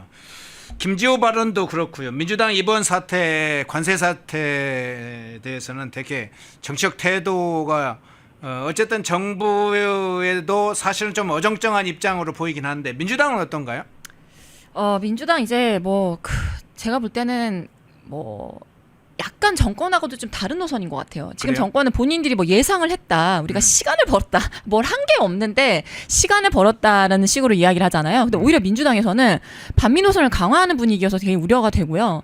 그다음에 지금 아시지만 주요 인사를 이제 반미와 친북 성향의 인물들을 채웠는데 이걸 모르겠습니까? 당장 고든창만 해도 이거에 대해서 언급하고 있는데 고든창이라는 사람이 아시지만 트럼프가 본인의 입이라고 얘기했던 사람입니다. 그래서 이 모를 리가 없어요. 그래서 지금 대미 관계 불신이 굉장히 그 심각한 수준으로 야기가 되고 있고 이거에 대해서 아시겠지만 민주당 대변인은 대놓고 우리가 이게 동맹에 대해서 너무 일방적인 게 아니냐. 우리가 이제 마치 반미를 계속해야 국익에 도움이 되는 것처럼 이야기를 하고 있고 또 좀 지나간 이야기긴 한데 저는 추미애 의원이 이제 이란하고 이스라엘 전쟁에 미국이 개입한 거에 대해서 네. 루비콘강 건넜다 그랬다. 그거 아직 삭제가 안 했더라고요, 어제 보니까. 그래요? 네, 그래서 굉장히 이제 미국에 대해서 원래 반미했던 분위기긴 하지만 굉장히 이제 비판하지 않았습니까? 근데 반미도 반미인데 제가 볼 때는 민주당이 지금 시주석 눈치를 보고 있는 게 아닌가 싶어요. 아까 말씀드렸지만 이 서한은 그냥 단순히 이거 25% 관세를 매기겠다라는 게 아니라 대한민국이란 나라가 중국몽을 버리고 확실히 반미에서 친중에서 이제 친미 반중으로 돌아설 수 있는지를 물어보는 거거든요. 확실히 그렇게 해줄 수 있겠냐? 중국을 버리고 미국의 전통적인 우방은 우리 손을 잡아줄 수 있겠냐라는 건데 지금 여당의 주요 인사들이 그렇지 않단 말이죠. 게다가 지금 아시겠지만 이따 이야기하겠지만은 고용노동부 장관이 민노총 출신을 앉히지 않았습니까? 이런 면면들만 보더라도 반미 친중 인사, 친북 인사를 앉혀놨다는 걸 봐서는 민주당에서는 지금 전혀 정신을 못 차리고 있고, 어제 그러니까 7월 7일에 발효가 됐기, 7월 7일에 보냈기 때문에 이 서한을 본지 2, 3일 안 되지 않았습니까? 그냥 대변인이 이런 식으로 말하는 거 말고는 공식적으로 나온 입장이 없습니다. 어떻게 하려고 하는지 모르겠어요. 야, 그러면 우리 정부가 이제 지금 미국에 누가 가 있네 안 있네 나오기 하고 있지만 이 관세 통보에 대해서 어떻게 대응하는지도 좀 살펴봐야 되는데 이제 구체적으로 어떤 양식으로 하고 있고 사실은 이 관세 문제에 대해서 구체적으로 확정된 방안이 있는지 전략이 있는지 이 부분도 좀 의문이에요. 어떻게 보세요? 그냥 아무것도 안 했습니다. 한 게 없고요. 그 예상을 했다고 용산에서는 그렇게 얘기를 하는데 만약에 예상을 했는데 아무것도 안 하고 방어를 전혀 못했다? 그럼 완전히 낙점이죠. 몰랐는데 예상했다라고 하면은 국민에 대한 기망입니다. 근데 이제 기망이냐, 아니면 낙점이냐 이런 걸 떠나서 그냥 아무것도 안 했어요. 그리고 지금 아까 메간이란 기자가 7월 9일부터 바로 한다고 하는데 왜 8월 1일로 미룬 거냐 이렇게 말했었잖아요. 그러니까 약간 압박을 하는 거거든요. 예. 근데 그거에 대해서 우리 정부는 시간을 벌었다. 우리가 유예했다라고 하는데 시간 벌었다고 얘기하더라고요. 네, 우리가 시간을 벌었기 때문에 충분히 가능성이 있다고 이야기하는데 8월 1일이면요 2, 3주밖에 안 남았습니다. 그러겠죠. 안 남았어요. 그리고 사람을 보낼 수는 있죠. 사람을 보낼 수도 있고 한석수 총리께서 하신 것처럼 유선 통화할 수 있는데요. 문제는 어떤 식으로 제가 지난주에 말씀드렸지만 패키지들을 어떻게 구성하느냐에 따른 거거든요. 영국을 예를 들어 보겠습니다. 영국 25% 맞겠다고 하자마자 바로 납작 엎드려서 10%로 낮췄잖아요. 네. 그 대신에 무엇을 내줬냐면 그동안 중국에서 수입되던 농수산물 있죠. 네. 그거를 이제 미국에서 가지고 오기로 내준 거죠. 그러면은 영국하고 미국 사이에 관세 협상이 10%로 가장 먼저 이득을 봤어요, 영국은. 근데 그게 영국이 10%를 지킨 게 왜 그러냐면 철강 때문이거든요.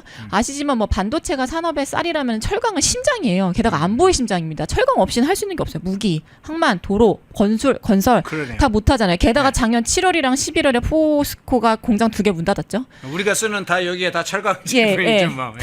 그리고 동국제강인가요? 업계 3위가 72년에 공장 오픈한 지 53년 만에 처음으로 이번 달부터 무기한 그 공장 가동을 중단하기에 이르렀습니다. 철강이 이런 식으로 무너지면 국가 안보 굉장히 힘들거든요. 그래서 영국이 그걸 잘 알아요. 그러니까 10%로 낮추고 중국으로부터 수입하던 것들 이제 미국으로 돌린 거죠. 아까 말씀드렸죠. 확실하게 중국몽을 버리고 우리의 손을 잡아줄 수 있겠냐. 영국은 거기에 사인을 한 겁니다. 그러니까 중국이 노발대발하는 거죠. 근데 그거를 민주당에서 모를까? 전 민주당에서 모르지 않을 거라고 생각해요. 현 정부도 마찬가지예요. 그래서 시주석 눈치를 본다고 한 거예요. 이 서한이 발효가 됐을 때 이게 뭐지? 뜨악한 것도 있었지만 중국 눈치를 많이 봤을 겁니다. 왜냐하면 당장 우리가 관세 협상 그 관세 협상에 나가면 지금 당장 사람을 보내든 유선으로 하든 협상을 할 수 있겠죠. 8월 1일까지 2, 3주 안에. 예. 문제는 중국을 확실하게 정리를 하고 우리가 중국으로부터 수입하던 것들 영국이나 유럽처럼 하던 것처럼 미국으로부터 수입할 수 있도록 결단이 지금 서 있냐. 제가 볼 때는 아니거든요. 민주당 대변인이 이런 식으로 얘기를 한다면은 대변인 아닙니까? 민주당의 의사라고 본다면 지금 노선 정리를 전혀 할 생각이 없어 보여요. 근데 지금 같은 상황이면 이제 기업들도 굉장히 고민이 많을 것 같아요. 기업들이야 이제 아주 각 분야별로 최상의 상품을 만들어 세계 시장 영역에서 지금 싸우고 있는데 그렇다고 관세 협상을 개별 기업이 하는 건 아니잖아요. 맞습니다. 그리고 그 협상을 또 개별 기업 차원에서 해결할 수도 없고 결국은 정부가 이 문제는 미국 정부와 결국은 해결을 해야 되는데 지금처럼 거의 대응을 못하게 되면 우리 기업들 한국에 남아있을 만한 유인 요건이 있습니까? 제가 볼 때 제가 기업가라면은 대한민국에서 기업을 할 이유가 없을 것 같아요. 예를 들어 보겠습니다. 상속세 최고세가 50%입니다. 예. 중대재해처벌법 강화시키고 노란봉투법 통과됐고 상법 개정안 통과됐죠. 4.5일제 도입된다고 합니다. 또 인권 환경 실사 의무법이라는 게 또 생겼어요. 그러다 보니까 이게 그 기업이 우리나라 기업이 그리고 한 가지 더 말씀드리면 지난해 네. 현대차 노조가 이런 얘기를 했잖아요. 네 가지를 요구했다고 하더라고요. 기본급 14만 원씩 올려달라. 성과급 올려달라. 당기 순이익 30% 무조건 배분해달라. 4.5일제 해달라. 자, 그래서 그 관세는 말씀하신 것처럼 개별 기업이 손을 댈 수가 없잖아요. 그러니까 트럼프 정부 2기 들어서자마자 현대에선가요? 바로 얘기했죠. 우리가 투자하겠다. 그러니까 관세는 어차피 손을 못 대니까 바로 미국으로 나가서 우리가 그 TSMC처럼 공장을 짓겠다. 왜냐면 미국이라는 나라가 지금 리쇼어링을 계속 요구하고 있는 게 들어와서 고용을 좀 창출해달라는 거거든요. 그리고 미국에 있는 공장하고 미국의 공장을 짓는 기업들이랑 직접 계약을 해라 이런 걸 독려하고 있기 때문에 뭐 퀄컴이라든가 애플이라든가 다 TSMC랑 같이 계약을 해요. 그걸 현대차가 모르지 않을 거거든요. 게다가 우리나라에서 이렇게 많은 기업들을 중대재해처벌법이니 노란봉투법이니 이런 식으로 기업을 옥죄는데 나가면 유인이 있고 플러스 알파가 있고 우리나라에서 기업하면 오히려 마이너스고 게다가 제가 정말 뜨악한 건 기업을 제재할 수 있는 고용노동부 장관이라는 자리가 사실 어마어마한 자리잖아요. 그걸 민노총 인사를 안 친다? 우리나라 기업 입장에서 숨 막히지 않겠습니까? 당장 뭐 철강이야 작년에 문을 닫았다지만 지금 그 현대차가 공언을 했어요. 3조 원 미국 공장에 투자하겠다. 우리 TSMC처럼 나가가지고 고용 창출할 테니까 우리한테 많이 일감을 몰아달라.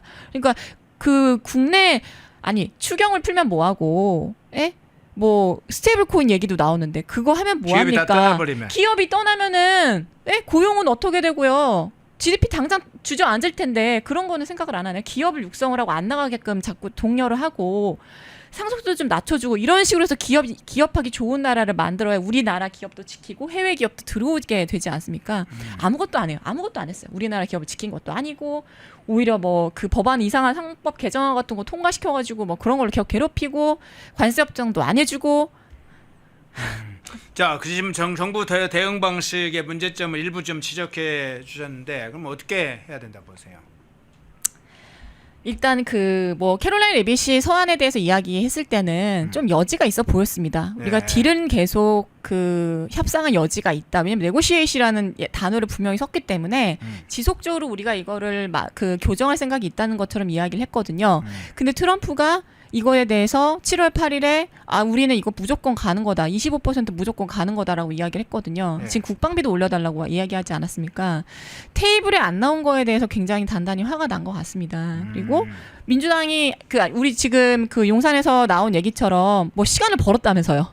예상을 했다면서요. 이렇게 될 줄 예상했어요. 아직 여유가 있어요 지금 보니까. 국민들도 이렇게 될 줄 예상을 했다니까요. 지난주부터 계속 모든 방송에서 얘기를 한 거는 네. 이 정부가 잘못해라, 망해라, 뭐 관세 얻어 맞아라 그런 게 아니라 패키지를 잘 만들어가지고 빨리빨리 처리를 하라는 거였었어요. 근데 아무것도 안 하고 당장 민주당 대변인이 하는 여당 대변인이라는 사람이 하는 말을 보면은 국익이요? 그런 식으로 반미 노선을 계속 가져가가지고 관세 얻어 맞아가지고 지금 삼성전자도 영업이익 반토막 났는데 그렇게 되는 게 국익입니까? 그렇게 반미 노선 계속 해가지고 관세 얻어 맞으면은 책임질 겁니까? 지금 빨리 패키지 지금이라도 많이 늦었어요. 우리나라 지금 꼴찌입니다. 네. 그래도 패키지 지난주부터 굉장히 많은 그 의견들이 나온 걸로 알고 있거든요. 내줄 거는 내줘야 되는 거예요. 다 우리가 뭐든지 지금 시주석 뒤에 숨어가지고 눈치 볼 때가 아니고 나라가 살아남아야 되지 않겠습니까? 그러니까 그 내줄 건 내주고 특히 철강, 반도체, 자동차는 반드시 지켜야 된다고 생각합니다. 쉽게 내주지 않을 겁니다. 그래서 지금이라도 빨리 그 초반에 그 최상무 경제부총리랑 한덕수 총리가 진행했던 협상 있잖아요. 예, 그 네. 내용 이어받아서 최대한 빨리 협상에 나가가지고 피하지 말고 최대한 좀 방어를 좀 잘 해줬으면 좋겠습니다. 지금 최상목 한덕수 이야기 나왔는데 지금 뭐 유성락 여안구 보내서 해결하려고 여기에다가 김종인 보내려고 했잖아요. 김종인하고 이현주 보내면 그 관세에 대한 정상회담 문제가 해결이 되는지 서신 전달하려고 하면 그 서신이하고 우편으로 일 수도 아니, 있고. 누구를 보내는지는 중요하지 않죠. 어떤 내용을 쥐어주고 보내는지가 중요한데 네. 어떤 내용인지를 말을 안 하잖아요. 네. 없잖아요, 계획이. 눈치 제가 볼 땐 몰라서일까요? 몰라서일까요? 눈치를 저는 시주석 눈치를 본다고 생각합니다. 아직도 시진핑이 그냥 정상적으로 있다고 생각하나 보죠. 그럴 수도 있고요. 네. 예. 마지막으로 정리를 해주신다면. 네, 말씀드렸지만 반도체가 이제 산업의 쌀이라면은 철강은 안보의 심장, 또 산업의 기초 체력입니다. 근데 우리나라 뭐 이제 관세에 막히고 또 중국 기업에 눌리고 또 어이없는 건 최근에 말레이시아랑 영국이 또 최근에 우리나라에 철강에 관세를 부여했다고 합니다. 예, 거의 뭐 관세가 치킨 게임처럼 되어가고 있는데요. 지도자라고 하는 자리가 어떤 자리입니까? 국민의 민생을 챙기고 지금 민주당이 플랜카드 걸어놓은 거 보십시오. 다 민생 얘기만 해요. 부르짖는 민생이 무슨 의미가 있습니까? SNS 할 시간에 패키지들을 잘 작성해서 전략을 잘 짜십시오. 그래서 우리나라 기업들 해외에 다 뺏기지 마시고 우리나라 기업을 국내에서 잘 보호해 주시고 또 기업들 괴롭히지 마십시오. 기업하기 좋은 나라를 만들어야 고용도 늘고 대한민국이 살기 좋은 나라가 됩니다. 예, 이상입니다. 외신 소식을 기초로 해서 지금 관세 협상 집중적으로 분석을 해봤습니다. 김지미 변호사님이었습니다. 고맙습니다. 감사합니다. 펜앤마이크와 광동이 함께 준비한 광동 구독, 좋아요. 자, 1부로 넘어가겠습니다. 자, 지금 현안이 있죠. 전작권 전환 문제, 종전선언 문제까지 지금 나오고 있어요. 그래서 이 문제 관련해서 집중적으로 좀 다뤄볼 텐데요. 김진기 기자 나오셨습니다. 어서 오십시오. 네, 안녕하세요. 예.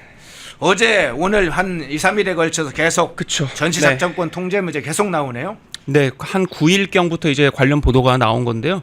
지금 이제 보는 것처럼 트럼프 대통령은 관세와 관해서도 그렇고 무역 그 협상도 그렇고 특히 이제 한국을 향해서는 이 방위비 인상 요 부분까지도 지금 이렇게 가중된 그런 상황입니다.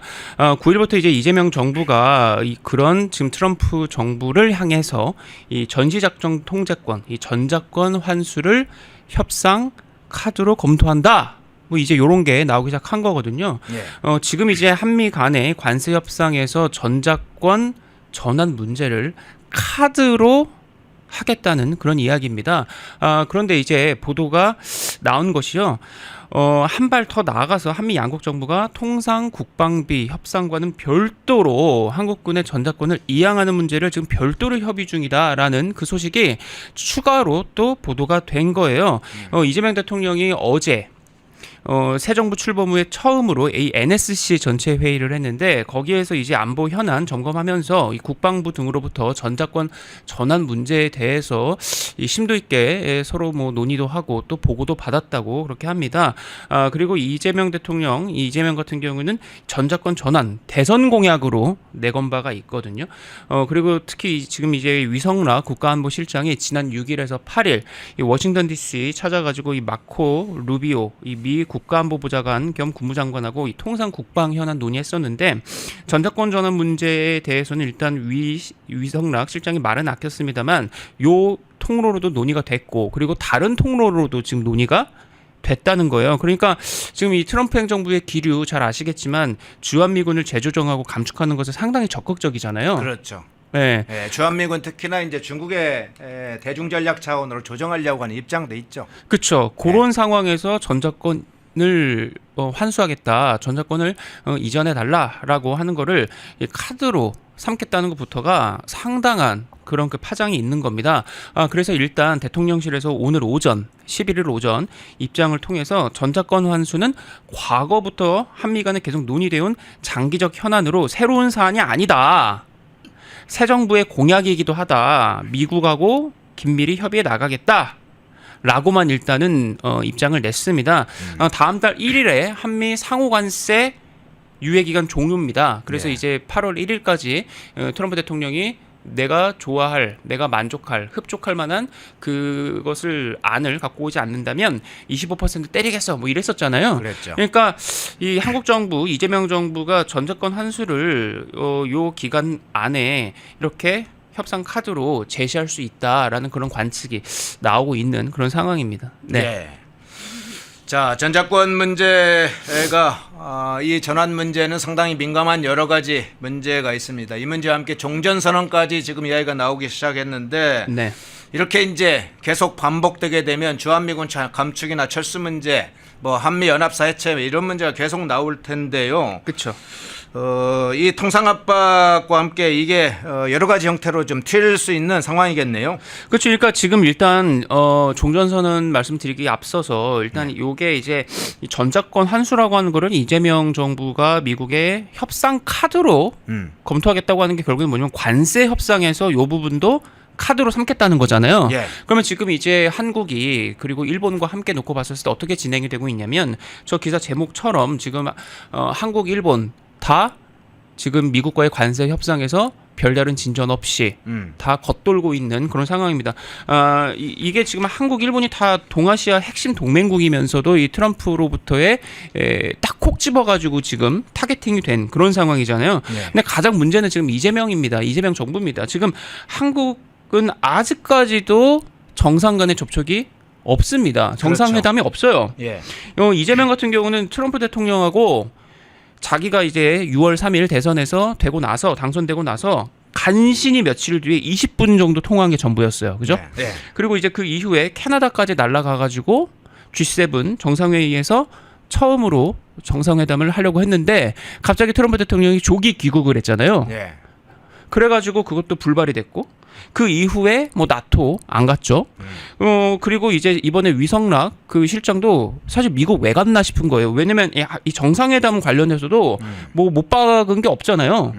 그러니까 지금 아직까지도 이 한미 정상회담 전망 여전히 불투명하다. 시점 이런 것도 전혀 지금 그 확정된 게 없는 그런 상황입니다. 그리고 여기에 외교, 경제, 통상 뭐 이런 관계부처 장관도 여전히 지금 공석이고 그런 상황에서 심지어 미국 특사로 갑자기 김종인 뭐 김우영, 예. 이현주 이런 사람들을 지금 내정했다고 하는데 예. 이런 사람들이 관세 협상이나 안보 현안의 전문성이 있나요?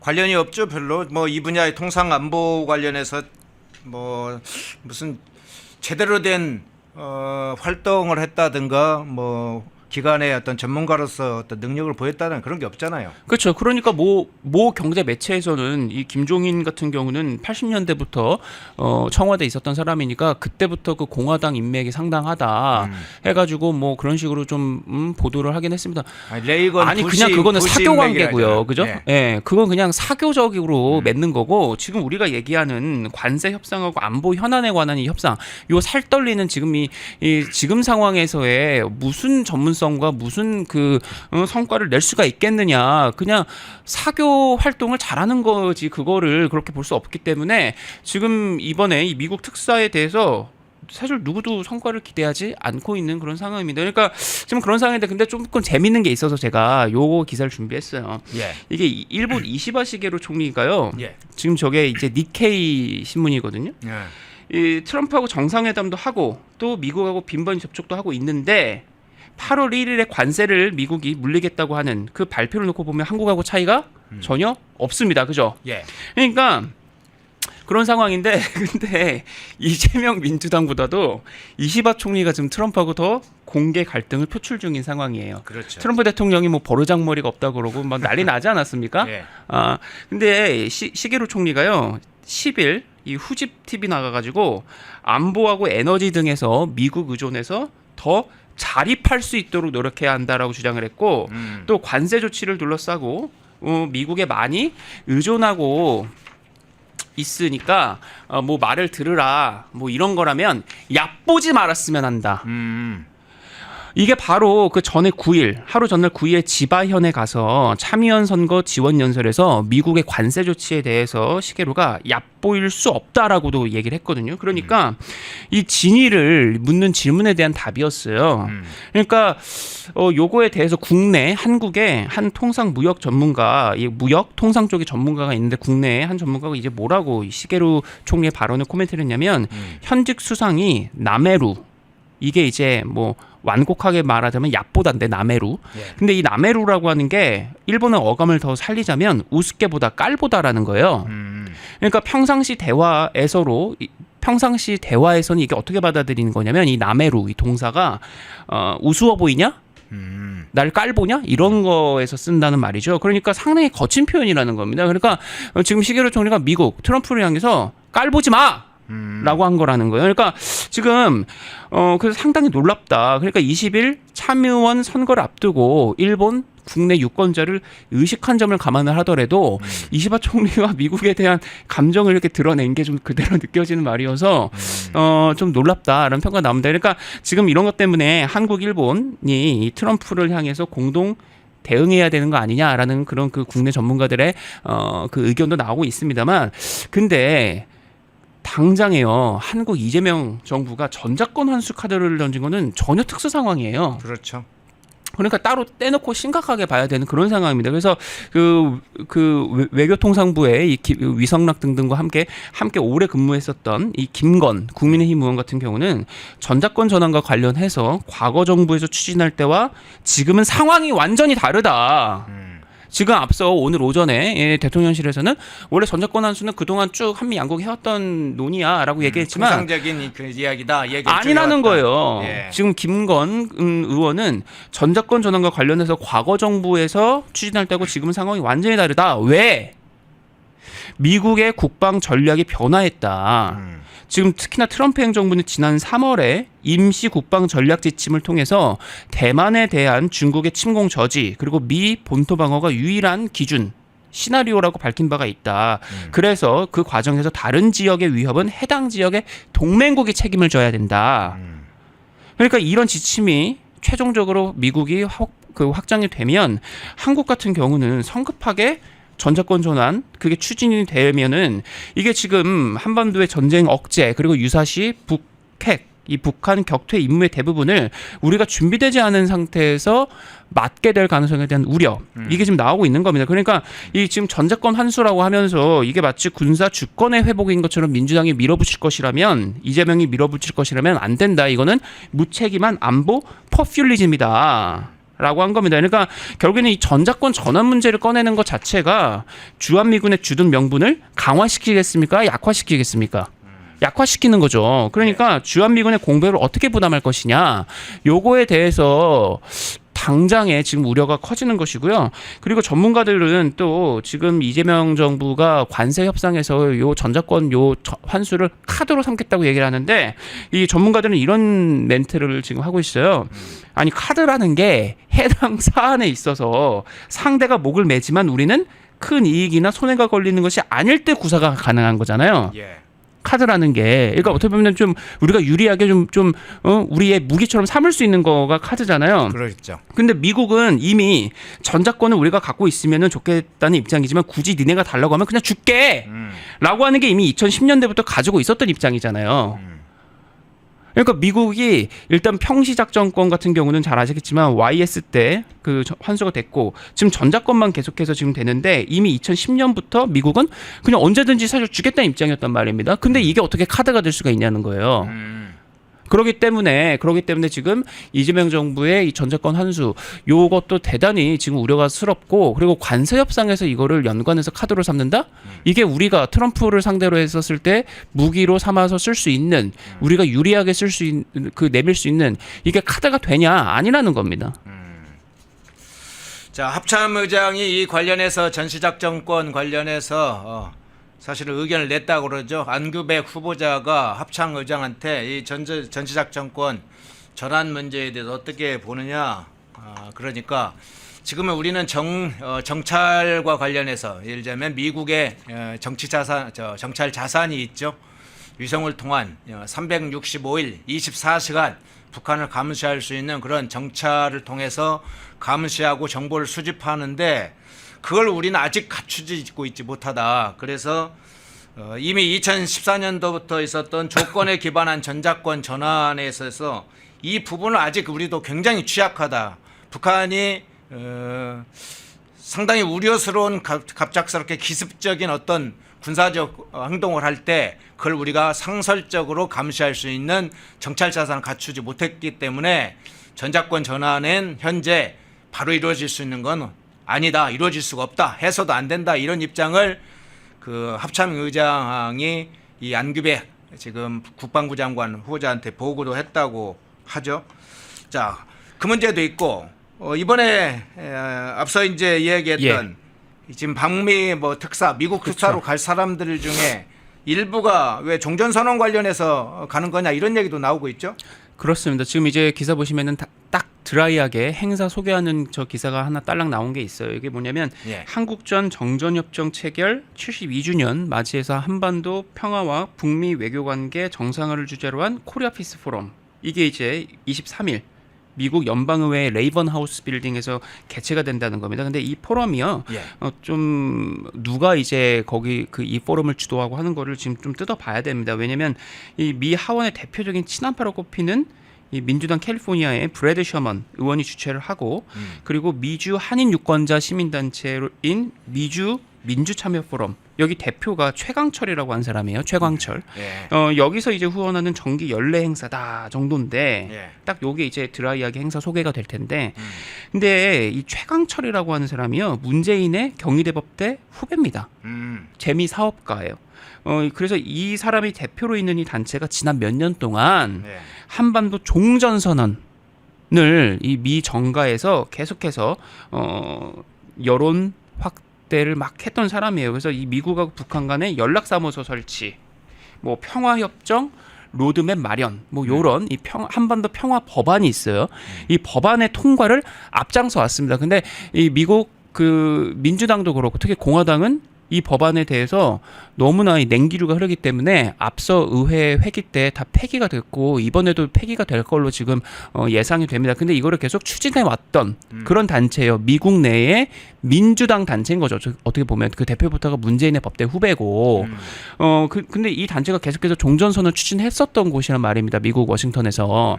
근데 지금 이번에 특사로 가는 미국 특사로 가는 김우영이 거기서 또 저렇게 발언을 한다는 겁니다. 그 브래드 셔먼이 키노트 스피치를 하고 나서 그 다음에 이제 김우영이 연단에 올라서 발언을 한다는 거예요. 그러니까 지금 심지어 그리고 저 문재인 후배가 하는 저 단체가요. 저 브래드 셔먼에게 훈장 수여 프로젝트도 한다는 거예요. 근데 지금 이 브래드 셔먼이 어떤 사람이냐? 트럼프하고 공개적인 언쟁을 벌였던 사람이기도 합니다. 근데 이런 사람한테 지금 훈장을 준다는 거예요. 그리고 그 단체가 하는 행사에 민주당 김우영이 특사로 가서는 저 행사를 가는 겁니다. 그러면 지금 이번 특사의 목적이 뭐죠? 사실 앞서 말씀드린 대로 성과 기대하지 않아요. 근데 트럼프하고의 최소한의 좀 우호적인 유대는 구축하고 해야 되는 거 아니에요? 근데 어떻게 그런 대미 특사가 트럼프하고 대놓고 공개 언쟁을 벌인 바가 있는 민주당 캘리포니아의 브래드 셔먼에게 훈장 수여 프로젝트 추진하고 있는 그 단체 행사에 가서 저렇게 그 프리젠터로 저렇게 얼굴을 딱 박을 수가 있느냐. 그리고 저 단체는 종전선언을 계속해서 추진하기 위해서 이 미 의회의 관련 법안 통과를 위해서 앞장서왔던 단체다. 이게 너무 쎄한 거죠. 그러니까 사실 종전선언이 이루어지면 어떻게 됩니까? 이 북한이 한미연합훈련 축소 그리고 주한미군 감축철수 주장을 하는 빌미가 될 거고 또 이것 때문에 남남 갈등도 상당할 것이다라고 예상이 되지 않습니까?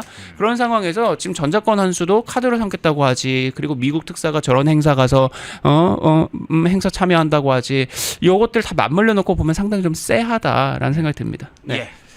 자, 전작권 전환 문제하고 여기에 종전선언까지 지금 진행되는 상황 좀 주요한 내용을 살펴봤습니다. 김진기 기자였습니다. 고맙습니다. 감사합니다. 펜앤마이크와 광동이 함께 준비한 광동 루테인 밀크 시슬 혈행 개선, 노화로 인한 눈 건강, 간 건강. 펜앤마이크 TV 단독 할인 2개월분 한 박스에 3만원, 6개월분 세 박스에 84,000원. 펜앤마이크 구독자 전용 댓글 상단 할인 링크에서 구매 가능합니다. 전화 문의는 1661-6915, 전화 문의는 1661-6915. 펜앤마이크와 광동이 함께 준비한 광동 면역보감 데일리 스틱 2024년 건강기능식품 대상 높은 흡수율, 휴대와 섭취가 간편한 스틱형 펜앤마이크 TV 단독 할인 1개월분 한 박스에 33,000원, 3개월분 세 박스에 9만원 펜앤마이크 구독자 전용 댓글 상단 할인 링크에서 구매 가능합니다. 전화 문의는 2661-6915 전화 문의는 2661-6915 펜앤마이크와 광동이 함께 준비한 광동 혈당혈압 콜레스테롤 케어 솔루션 식후 혈당 상승 억제, 체지방 감소, 혈중 콜레스테롤 개선, 높은 혈압 감소 펜앤마이크 TV 단독 할인 1개월분 한 박스에 25,000원, 3개월분 세 박스에 66,000원 펜앤마이크 구독자 전용 댓글 상단 할인 링크에서 구매 가능합니다. 전화 문의는 1661-6915 전화 문의는 1661-6915 펜앤마이크에서 추천하는 영상도 보고 가세요. 다른 영상도 즐기시려면 구독 버튼을 꼭 눌러주세요.